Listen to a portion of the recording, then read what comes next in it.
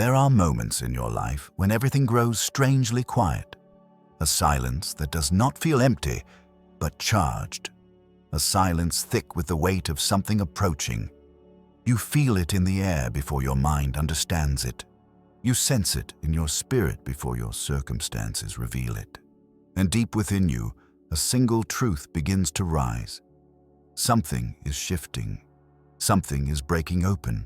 Something is being released over your life that has been held back for far too long. Chosen one. This moment is not an accident. You did not stumble here. You were drawn here, pulled into this very hour, because heaven has aligned your steps with a revelation meant only for a specific kind of soul. A soul that has endured. A soul that has survived storms others know nothing about. A soul that has walked through fire and came out refined. A soul that was hidden, not forgotten. Buried, but only so it could grow. Today, you and I are going to walk into a mystery that has followed you for years. A prophecy older than your pain. A seal that has waited for its appointed time. And now, after all the breaking, all the waiting, all the pressure, all the closed doors, all the silent nights, the moment has finally arrived. The seventh seal. A divine code of completion, elevation, and spiritual transfer. A seal that, once opened, changes everything. But before you hear what it means, before you understand how it affects you, I want you to breathe. Because what I am about to reveal is not a message for everyone. It is a message for those who have been chosen, shaped, crushed, tested, and prepared. It is for the ones who have walked through long seasons of silence, not knowing that heaven was preparing a dramatic unveiling. You see, throughout your life, you have felt different, set apart, misunderstood. Others saw your actions, but God saw your assignment. They saw the outer shell, but heaven saw the vessel being shaped inside.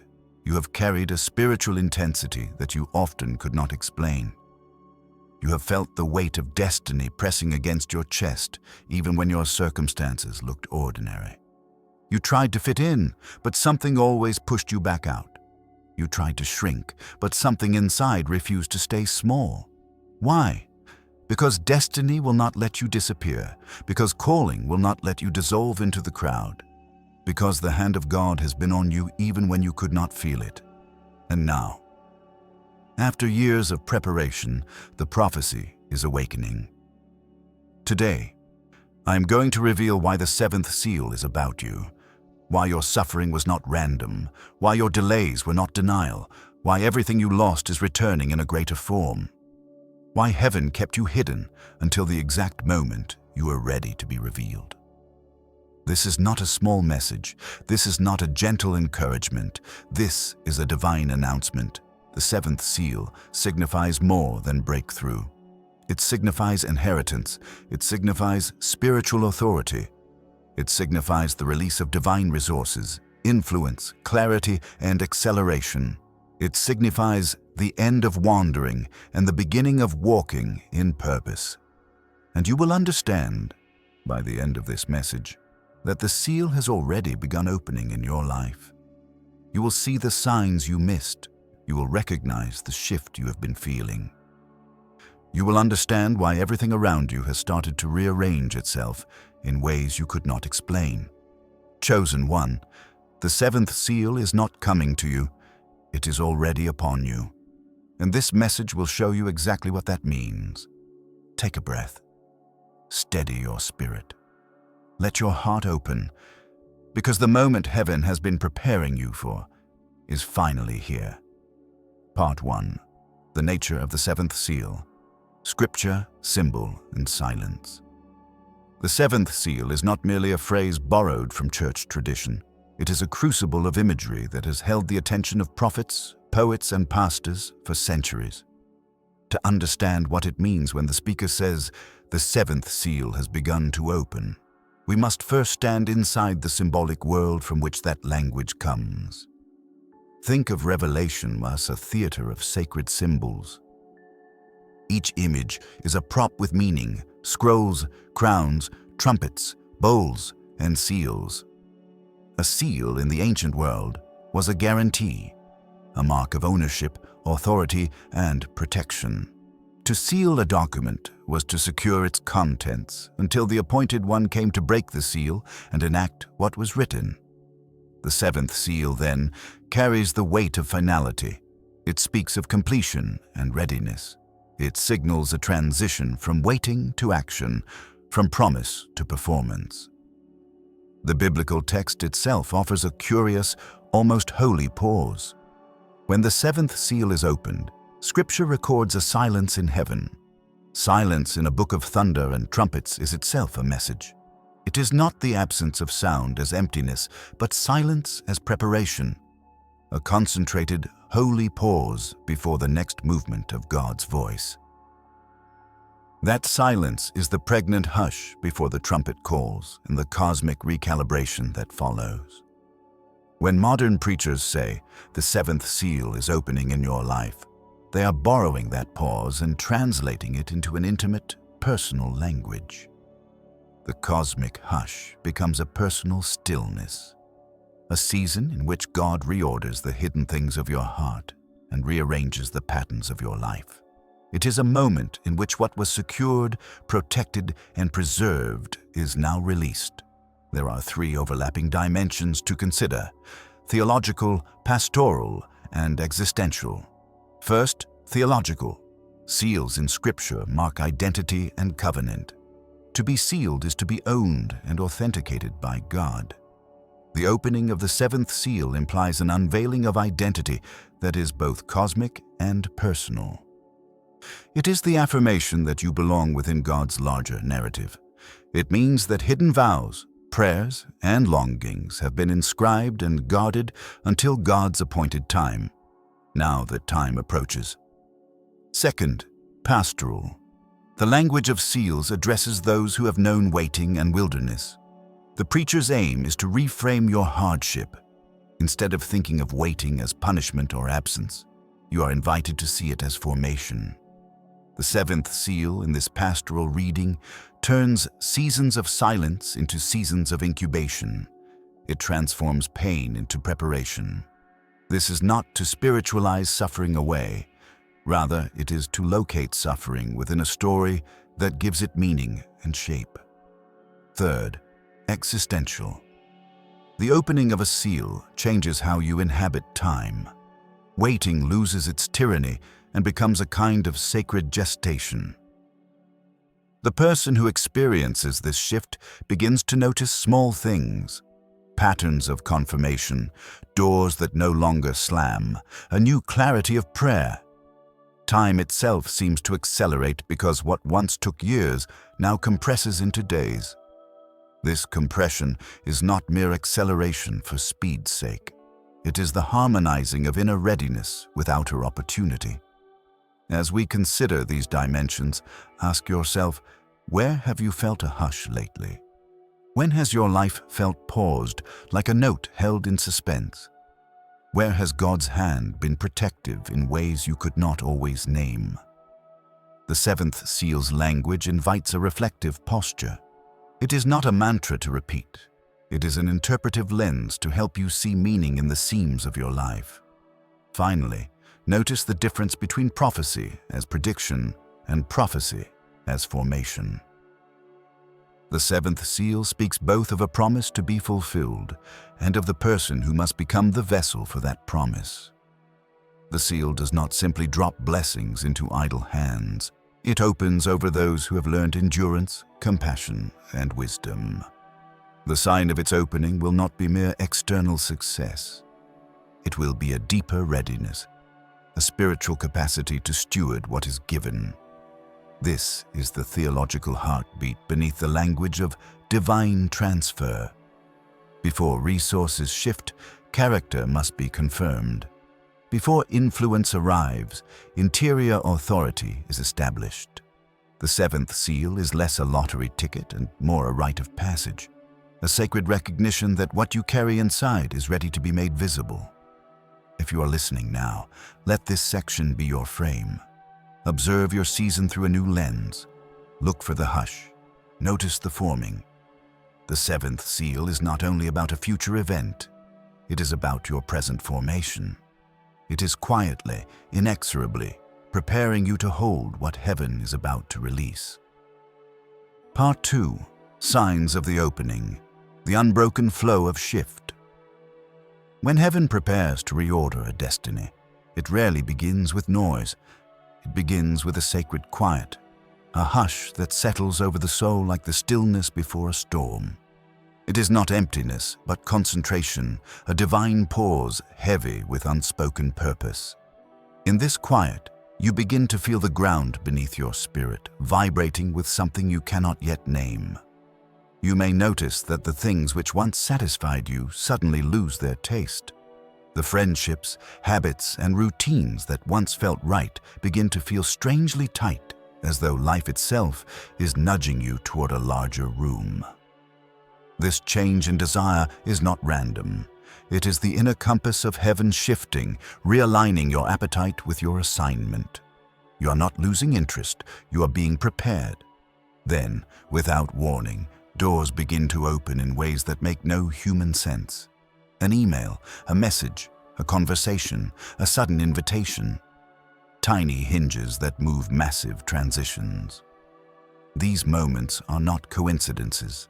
They are divine intersections created by timing, obedience, and readiness.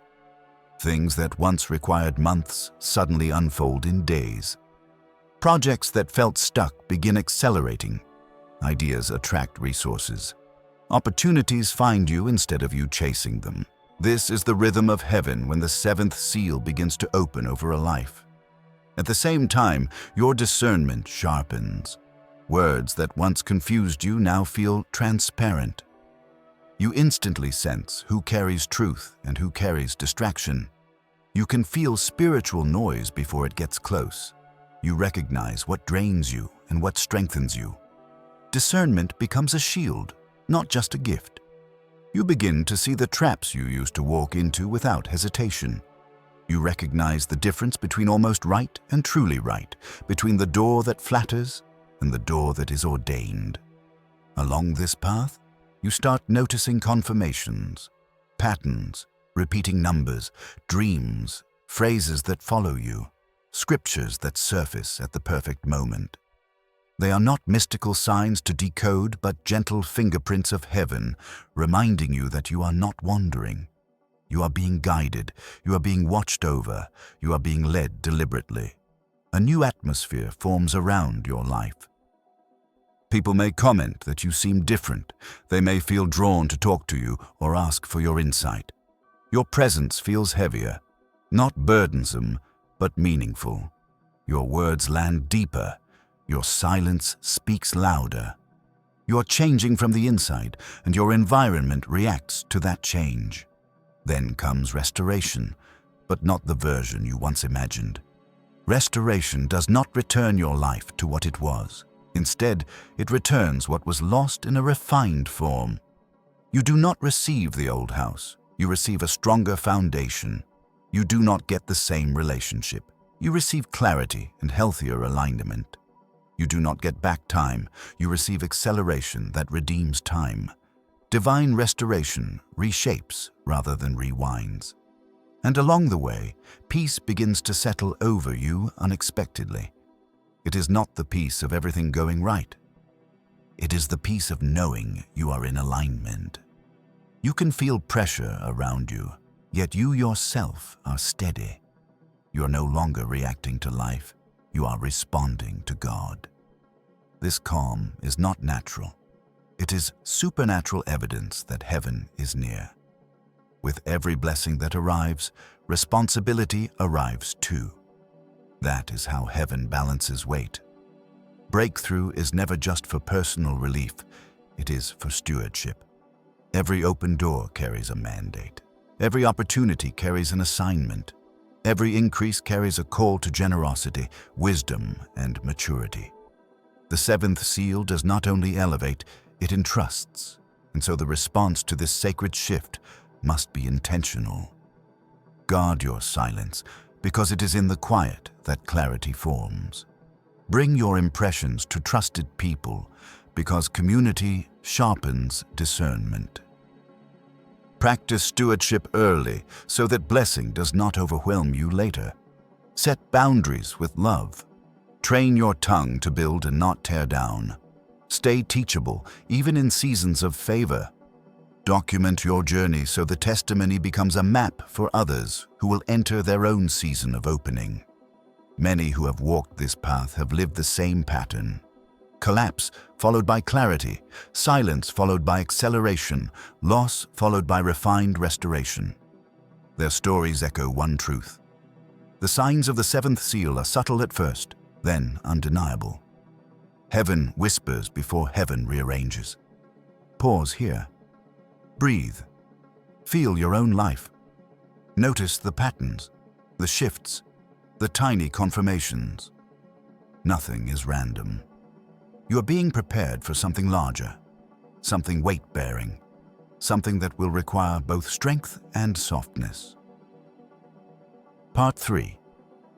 Character and the curriculum of waiting. If the seventh seal is a door, then character is the hinge that must be strong enough to swing it open without breaking. The seasons of silence were not accidental detours. They were a curriculum. There is a sacred schooling that happens in the waiting room of God, and it is here, in those quiet semesters of the soul, that the capacities required to steward heaven's blessing are formed. This section examines that formation, not as abstract moralizing, but as concrete practice, the interior work that makes you ready to receive, hold, and release what heaven entrusts to you. First, humility. The posture of humility is not mere self-deprecation. It is an orientation of dependence. Humility is the spiritual muscle that keeps you teachable when power arrives. It prevents the corrosion of pride and preserves the purity of purpose. In practical terms, humility shows itself in consistent rhythms of prayer, in the willingness to be corrected, in gratitude for small mercies, and in the refusal to hoard credit. The seventh seal releases authority, but that authority must be yoked to humility if it is to bless without breaking. When you remain humble, you are less likely to mistake favor for entitlement. You are more likely to listen before you leap and to measure influence by impact rather than applause. Second, patience refined into perseverance. There is a difference between passive waiting and active endurance. The waiting seasons that precede the seal's opening demand a patience that is grounded in faithfulness. This is not the kind of patience that shrugs and accommodates complacency. It is the patience that shows up every day, does the work, prays the prayer, and continues to love when evidence seems scarce. Perseverance, in this sense, is practice. Small acts repeated until they form a disposition. That disposition becomes a reservoir for when the floodgates open. Those who have persevered in obscurity can steward sudden increase without being swept away by it. Third, integrity that aligns speech and action. Character is not merely what you feel inwardly, but what you do outwardly. Integrity binds your public life to your private life. The seventh seal will not fruitfully open into hands that do not cleanly correspond to hearts. If you have built a life of half-truths or compromises, the risk is that the mantle of influence will find you unready. Integrity is visible in the way you treat small things, in how you repay debts, how you keep promises, and how you act when no one is watching. When your inner life and outer behavior are aligned, heaven's resources can be entrusted to you with confidence. Fourth, the cultivation of generosity. One of the most consistent biblical patterns is that blessing is tied to distribution. The seal does not open merely to enrich, it opens to enable stewardship. Generosity is a form of spiritual training. It loosens grip, expands the heart, and teaches trust in God's provision. As you give when you have little, you create pathways for overflow when abundance arrives. Generosity also refines motives. It tests whether your heart seeks status or seeks service. The soul shaped by generosity will not be seduced by accumulation because its identity is found in giving. Fifth, discernment sharpened by humility and the community of the faithful. Discernment is the capacity to see spiritual realities clearly. It grows through experience, biblical study, prayerful reflection, and wise counsel. Importantly, discernment functions best in community. The solitary prophet is rare and often dangerous. The faithful community provides correction, confirmation, and contextual wisdom. When the seal opens and opportunities multiply, discernment prevents misallocation of resources and misdirection of influence. It teaches you to say no to flattering offers and yes to investments that bless long-term fruit. Sixth, resilience of spirit. The life that receives the seal will encounter tests not because God is cruel, but because increased capacity attracts magnified opposition. Resilience is not mere toughness. It is the capacity to remain emotionally and spiritually whole in the face of setback. You build resilience by processing grief, practicing lament, and engaging in honest soul work. Resilience is a cultivated equilibrium that balances hope and sober attention. It allows you to recover quickly from hits and to remain faithful under scrutiny. Seventh, a life disciplined by spiritual rhythms. The habits of prayer, solitude, scripture reading, Sabbath keeping, and communal worship are not optional ornaments. They are the scaffolding for sustainable influence. These rhythms recenter the soul and provide recalibration when success tempts you to drift. They keep you tethered to gratitude and service. When the seventh seal opens, these disciplines preserve your soul from the centrifugal forces that new favor can bring. Eighth, the development of relational wisdom. Influence without relational wisdom can become a liability. Relational wisdom is the skill of keeping covenantal trust with people, knowing how to enter difficult conversations gently, how to forgive without enabling, how to delegate without abdicating. It is built by long experience, hard conversations, and a willingness to be vulnerable. The seal's opening will involve more public leadership and higher relational stakes. Relational wisdom ensures that your leadership produces flourishing rather than fracture. Ninth, theological humility, the ability to hold mystery. The curriculum of waiting teaches that not all questions are answered quickly. Theologically mature people can live with tension. They do not need immediate explanations for every event. This posture reduces the temptation to conjure simplistic spiritual formulas for complex realities. When the seal opens, this theological humility keeps you from claiming authorship of God's work and from offering simplistic interpretations of others' suffering. Finally, a consistent posture of worship. Worship reshapes identity and reorders desire. When worship is central, blessings are reframed as invitations to devotion rather than mere acquisition. Worship ties the heart to God and shapes how you will use what is entrusted to you. The person who worships first will steward later with gratitude. How does this curriculum translate into daily practices? Begin with small, concrete acts. Keep a daily journal of gratitude. Schedule weekly times for silence and prayer. Find one trusted person for honest feedback and counsel. Make a simple, regular habit of giving not only money, but time, attention, and encouragement. Set boundaries around your calendar that protect Sabbath rest. Read scripture with a study partner who will hold you accountable to lived integrity. When opportunities come, consult before you commit. Say no to quick gains that compromise long-term fruit. There are dangers to neglect in this season. If you receive favor without being formed, you risk idolatry, exploitation, and short-lived success. Pride can be the fastest collapse of any good season. Conversely, if you remain in preparation forever, You can become a professional mourner of blessing, forever ready, never entrusted. The call is for balance. Receive what God gives, but steward it with practices that prolong and multiply blessing. A pastoral story helps illustrate this curriculum. Think of a pastor who spent 10 quiet years serving a small congregation. He learned to pray for individuals by name, to teach patiently, to sit with grief, and to give sacrificially. When an opportunity came for national ministry, he'd already developed humility, discernment, and relational wisdom. He knew how to say no to flattering but empty offers. He knew how to delegate and protect his family. His influence multiplied, not because he chased it, but because he had been prepared to steward it.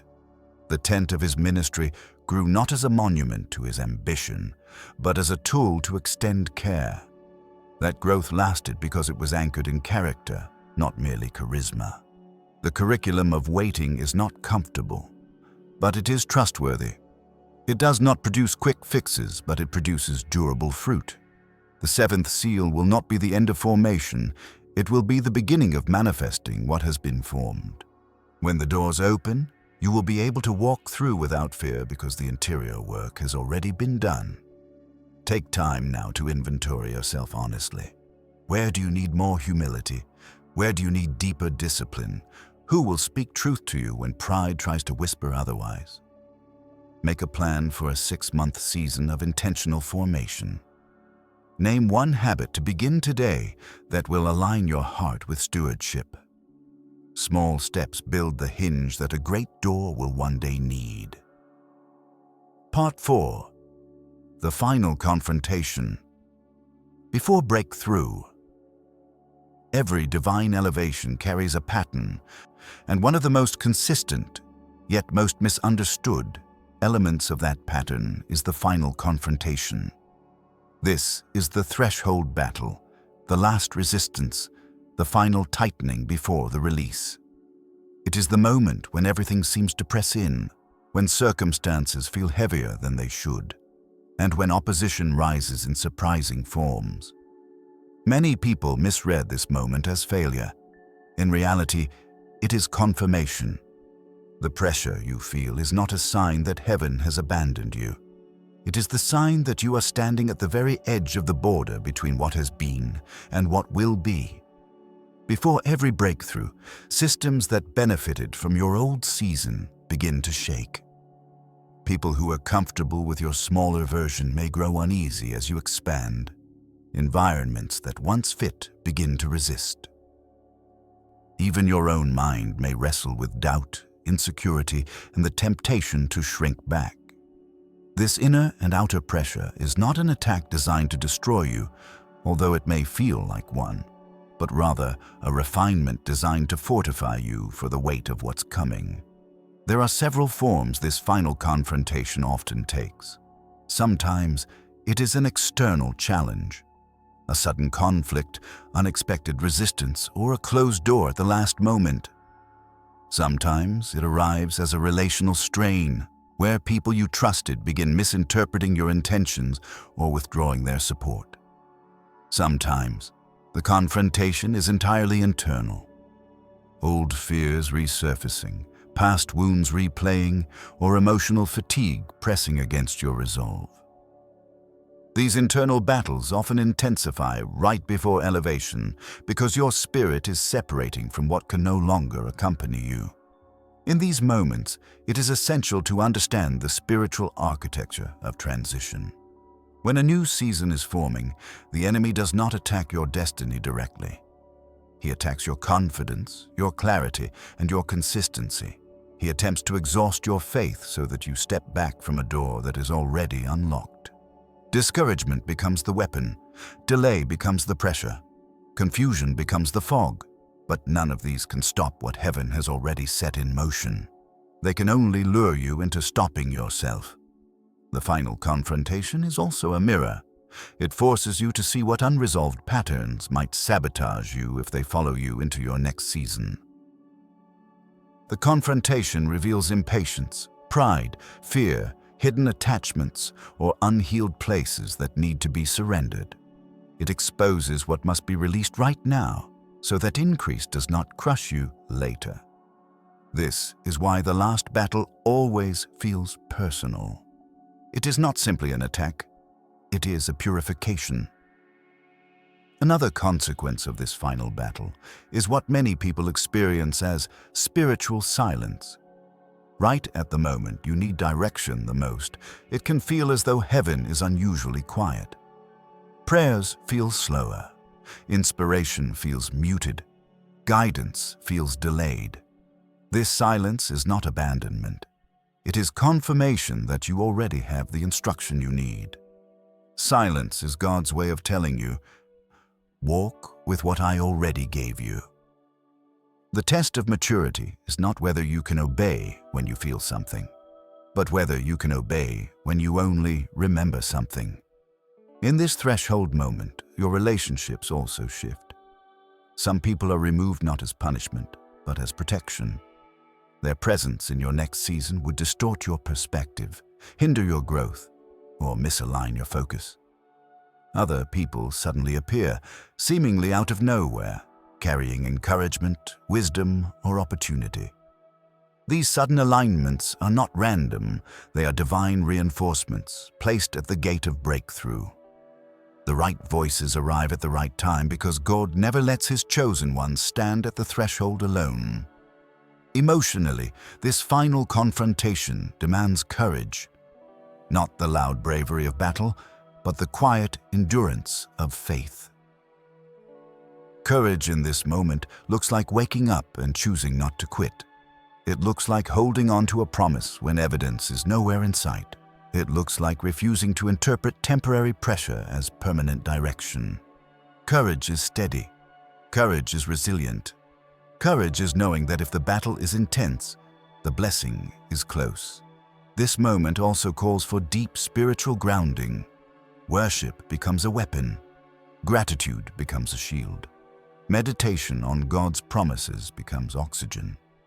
When confusion tries to drown clarity, you return to what you know is true, the character of God, the testimony of past victories, and the quiet conviction in your spirit that you are being led. These anchor points keep you steady when circumstances attempt to shake you loose. One of the most important things to remember is that the final confrontation is not a sign of misalignment. It is a sign of transition. The enemy does not attack what is stagnant. Pressure does not rise around people going nowhere. Storms gather around those who are about to cross over. If the battle feels unusually intense, it is because something unusually significant is being birthed. Even Jesus experienced this pattern. Before His greatest victory came His most painful confrontation. Before resurrection came darkness. Before ascension came accusation. This is the spiritual rhythm of breakthrough: pressure, confrontation, silence, and then release.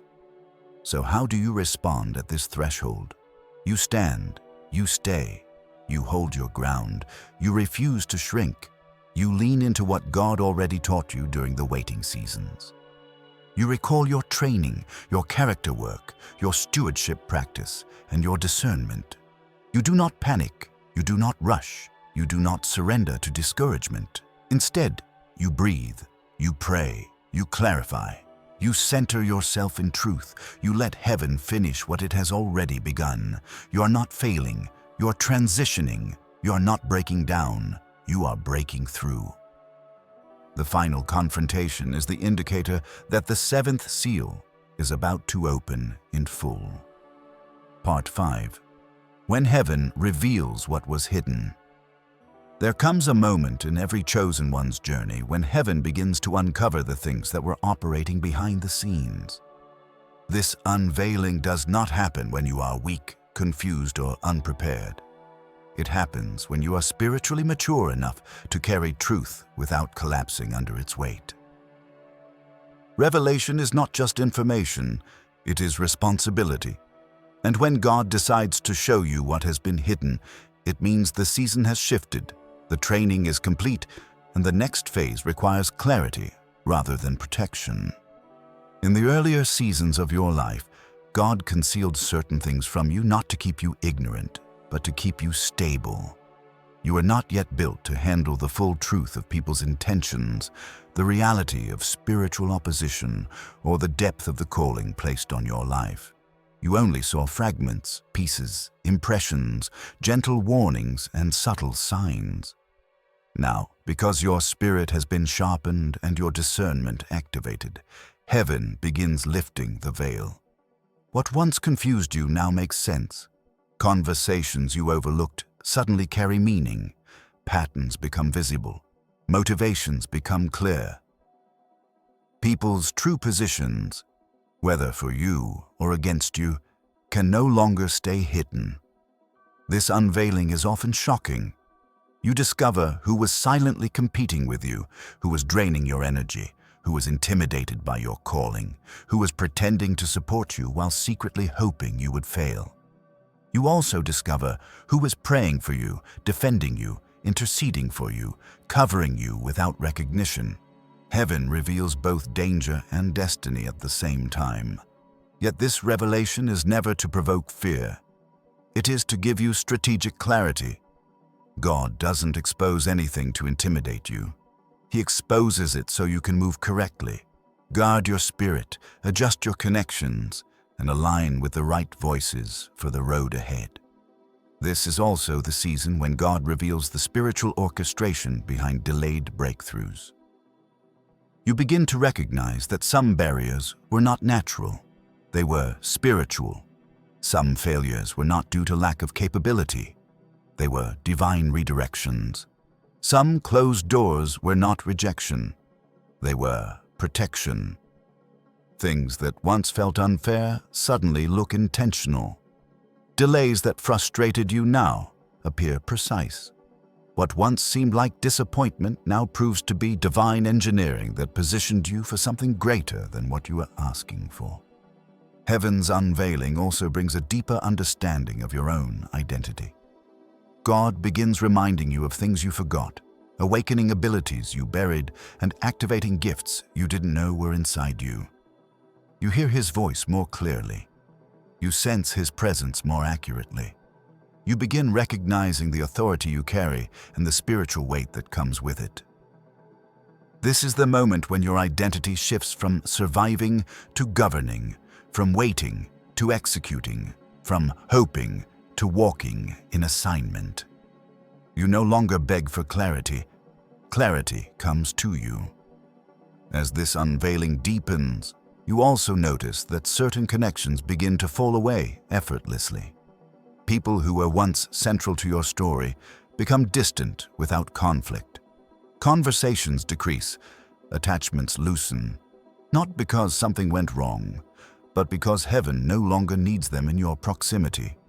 When God reveals what is hidden, He simultaneously removes what is hindering, and you don't have to force it. The same hand that unveils also separates. The same light that exposes also guides. This revelation phase also brings spiritual empowerment. You suddenly see where the enemy was attempting to exhaust you, emotionally, mentally, or relationally. You recognize the traps you avoided without even realizing it.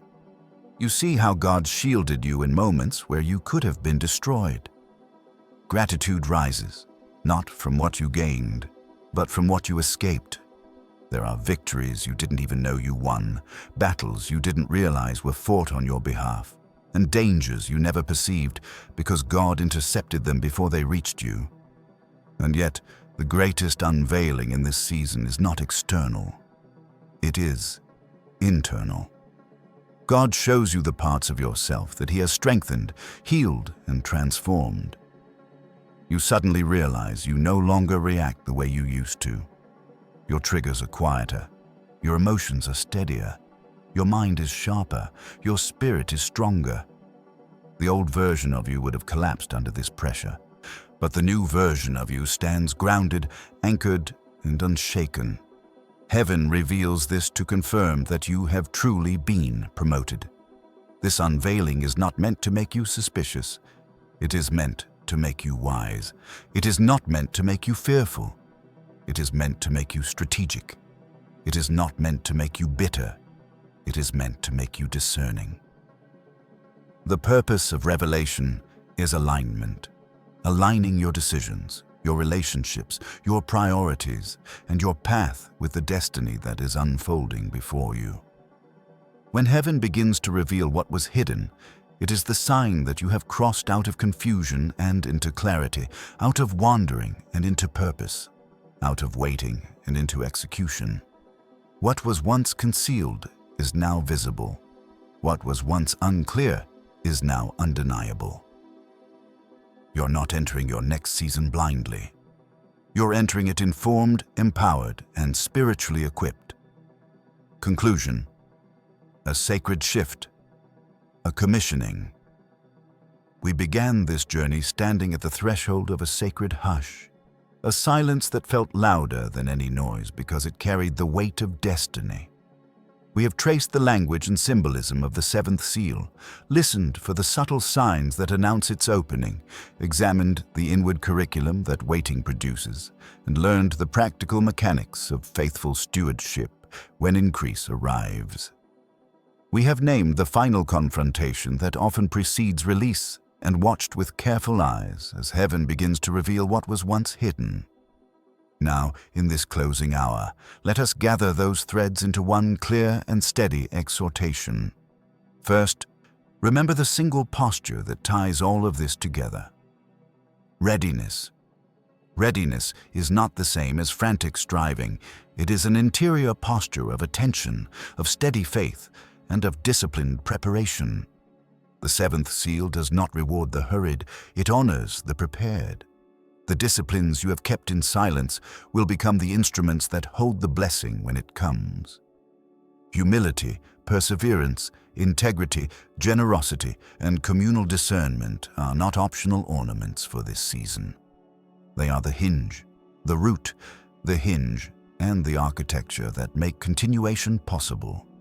Second, understand that the arrival of blessing is never simply about comfort. It is about commissioning. The transfer you are promised of influence, resources, and authority comes with an accompanying charge. To steward rather than squander, to build rather than hoard, to serve rather than dominate. Blessing without stewardship is brittle. True favor strengthens character and multiplies effect. The life that receives the seventh seal with gratitude and generosity will see that favor compound into sustained impact for others and for the kingdom. Third, keep your discernment sharpened and your community close. Signs and confirmations can guide you, but they must be held in the light of wise counsel. When doors open, test them with trusted people who know you, who will speak truth to you without flattering, and who will help you distinguish transient opportunities from ordained assignments. The life that succeeds in this season will always be a life in community, accountable, loved, corrected, and encouraged. Fourth, move with courage. The final confrontation is not a signal to retreat, it is the last tightening before the release. When pressure reaches its peak, do not confuse noise for negation. Stand on what you have learned. Walk forward with the steady courage that obedience produces. The breakthrough you seek may lie just beyond the place where your faith feels thinnest. Hold fast to the practices that have kept you faithful thus far, and let your courage be tuned to truth rather than feeling. Fifth, steward what comes with wisdom. Structure your life around clarity of purpose, strong boundaries, disciplined rhythms, and relational care. Build teams, delegate, train, and create systems that allow blessing to breathe and multiply. Manage money as a trust, not a reward. Protect your inner life through humility and worship. Let your success become soil for others. Finally, live under the ethic of service. The seventh seal opens not for self-exaltation, but for surrender. What you receive is given so that others may be served, healed, and restored. Your assignment is to become a channel, not a vault, a giver, not a taker, a builder, not a taker-downer. When your influence flows outward with compassion and wisdom, you participate in a deeper architecture of renewal, one that outlasts seasons and reshapes history. If there is a single truth to carry away, let it be this: you were not hidden by accident. Every season of silence was intentional preparation. The delays, the refining fires, the times of smallness were the making of capacity. The seventh seal is not an abrupt new identity thrust upon you. It is the public unfolding of the formation that has already taken place within. When the veil lifts, you will find that you are not a stranger to the gift. You have been shaped to steward it. Walk forward with reverence and clarity. Keep your heart teachable, your hands open, and your feet ready to move in obedience. Let gratitude be your first response and service your constant posture. As the seal opens and the atmosphere around you rearranges, may you receive with humility, steward with wisdom, and give with generosity. Go now, steady in soul and sharp in purpose. The season is shifting.